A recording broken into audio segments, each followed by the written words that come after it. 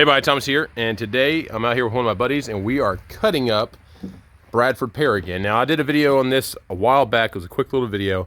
Very impressed the way this looked. They had two Bradford trees, Bradford pear trees that is. This is the second one and we're going to turn this one into a mantle. And as you can see, I know there's a lot of sun here, but there's a lot of gnarly branches off the trunk and everything. So the goal is to get the largest mantle we possibly can out of this. We're just over 6 foot long. And I think we'll get like somewhere in the 8-inch range, 8 by something, maybe 9 by something, and it's gonna have to come out of this section right here. This will go away, that will go away, and there's some other knots and stuff on the bottom. But I'm gonna go and throw in a time lapse. We'll see kind of what this thing looks like on the inside. It's been sitting on the ground for a little bit. There could be a slight amount of spalt to it, we'll see. But again, I was very impressed the first time that I cut Bradford pear. Stay tuned.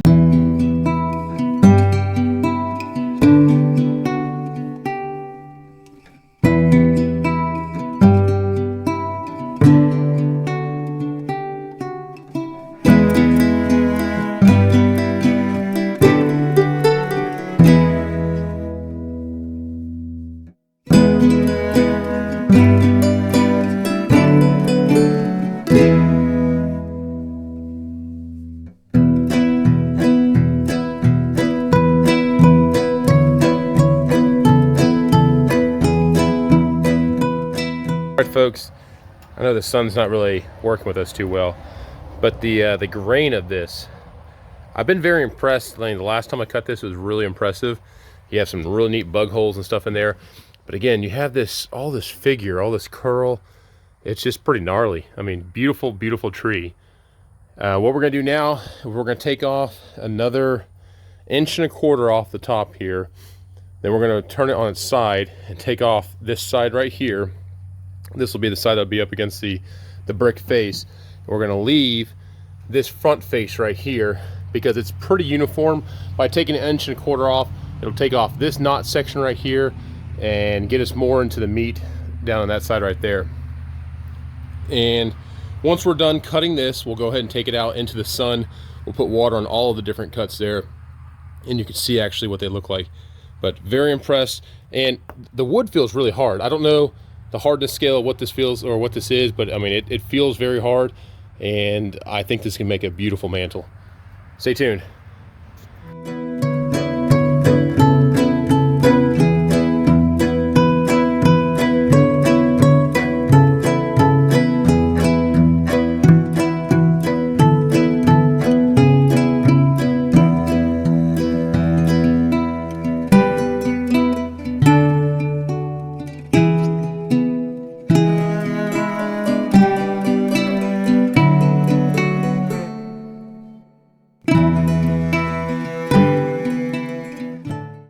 Well folks, there you have it. That sun is really making these colors pop, especially after putting that water on there.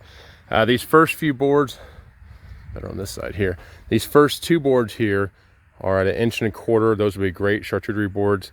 The next one here, that's the mantle, and look at that just beautiful red color and stuff on the inside there. 2 small cutoffs right here in the middle. And we have a 2-inch board, which would be really good to make a bench out of that. That would be a great bench section. And then that top part, yeah, I don't know, projects. And then this last board here, 1.25 inches, beautiful. So let's take a look at this grain. Get on the appropriate side. There we go. We'll have to mark that. But again, check out the figure that's in this. There's a lot of curl in this. This is like curly maple curl, just beautiful. And then the colors. So you've got some grays and almost like a greenish color. You got red, you've got like a tan color, and you've got a brownish orange color. Beautiful. And then on the mantelpiece, this is going to be closer to the heartwood here. Beautiful figure going through here, where this compounding of the grains are, where the branch came off. You have some of this red streaking that comes through. I love that.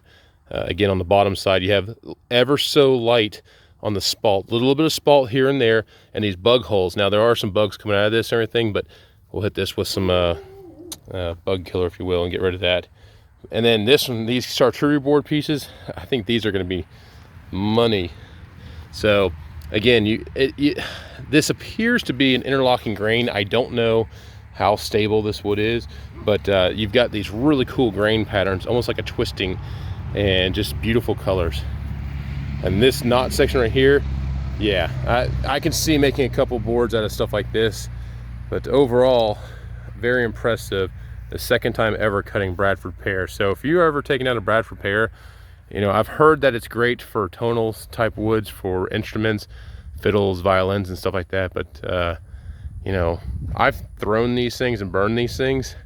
I think I'm going to start cutting these from now on. If I ever come across another one, just a figure in this alone is just very beautiful. It'll be known, it's not known to me yet how stable this is, but we'll see, and kind of what the finished product looks like. So stay tuned. Please like, subscribe to the channel, and we'll have some more updates on this in the future. All right, we'll see you around. Thanks.